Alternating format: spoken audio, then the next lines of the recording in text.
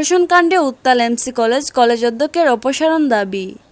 স্বামীকে আটকে রেখে ছাত্রাবাসিক গৃহবধূকে ধর্ষণের ঘটনার প্রতিবাদী শিক্ষার্থীদের বিক্ষোভে উত্তাল সিলেট এমসি কলেজ। ধর্ষণের অভিযোগ ওঠা ছাত্রলীগের কর্মীদের গ্রেপ্তারের দাবিতে টায়ারে আগুন জ্বালিয়ে সিলেট তামাবিল মহাসড়ক অবরোধ করে বিক্ষোভ দেখান শিক্ষার্থীরা। কলেজের সামনে শিক্ষার্থীদের সঙ্গে বিক্ষোভে অংশ নেন ছাত্রলীগের 2 শতাধিক নেতাকর্মী। এ সময় আন্দোলনকারীরা কলেজ অধ্যক্ষের অপসারণের দাবি জানান।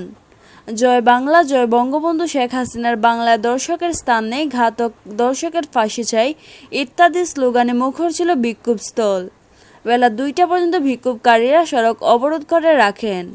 এতে নেতৃত্ব দেন এমসি কলেজ ছাত্রলীগের নেতা দেলোয়ার হোসেন, হুসাইন আহমেদ, রাসেল আহমেদ, শামীম আলী, আলতাফ হোসেন মুরাদ। যে কোনো ধরনের অপ্রীতিকর ঘটনা এড়াতে এমসি কলেজ ও ছাত্রাবাসে বিপুল সংখ্যক পুলিশ মোতায়েন করা হয়েছে। শনিবার দুপুর 12টার মধ্যে হল ছাড়ার নির্দেশের পর ইতিমধ্যে খালি হয়ে গেছে ছাত্রাবাস। পরবর্তী করণীয় ঠিক করতে বৈঠক ডেকেছেন কলেজ অধ্যক্ষ। দেশজুড়ে করোনা পরিস্থিতিতে কলেজ বন্ধ থাকার পরও ছাত্রাবাস খোলা থাকা বিস্ময় প্রকাশ করেন শিক্ষার্থীরা। তাদের প্রশ্ন, নানা অপরাধ কর্মকাণ্ডের বিষয়ে কলেজ কর্তৃপক্ষ অবগত থাকার পরও কেন ছাত্রাবাস বন্ধ করে দেওয়া হলো না। তাদের দায়িত্বহীনতার কারণেই আজ ঐতিহ্যবাহী বিদ্যাপীঠে কলঙ্কের দাগ লেগেছে। শিক্ষার্থীরা গণধর্ষণের ঘটনার সঙ্গে জড়িতদের দ্রুত গ্রেপ্তারের দাবি জানান। গতকাল শুক্রবার এমসি কলেজের স্বামীর সঙ্গে বেড়াতে গিয়ে গণধর্ষণের শিকার হন ওই গৃহবধূ।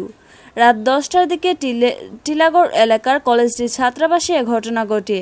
ওই গৃহবধূকে ক্যাম্পাস থেকে তুলে ছাত্রাবাসে নিয়ে ধর্ষণ করা হয় বলে পুলিশ জানায়। এ ঘটনায় নির্যাতিতার স্বামী বাদী হয়ে নগরীর শাহপরান থানায় মামলা করেন। এতে ছাত্রলীগের 6 কর্মী ও অজ্ঞাতনামা আরও 3 জনকে আসামি করা হয়। মামলার আসামিরা হলেন এমসি কলেজের ইংরেজি বিভাগের শিক্ষার্থী ছাত্রলীগ কর্মী সাইফুর রহমান, শাহ মাহবুবুর রহমান রনি, মাহফুজুর রহমান মাসুম, রবিউল হাসান, তারেক আহমদ ও অর্জুন। আসামিদের কেউ এখনও গ্রেফতার হয়নি। এর আগে শুক্রবার দিবাগত রাত 2টার দিকে ছাত্রাবাসে অভিযান চালিয়ে গণধর্ষণে অভিযুক্ত ছাত্রলীগ কর্মী সাইফুর রহমানের রুম থেকে দেশি বিদেশি অস্ত্র উদ্ধার করে পুলিশ। এর মধ্যে রয়েছে একটি বিদেশি পিস্তল, 4টি রামদা, 2টি লোহার পাইপ। এ ঘটনায় ছাত্রলীগ কর্মী সাইফুর রহমানের বিরুদ্ধে অস্ত্র আইনে আরেকটি মামলা হয়েছে।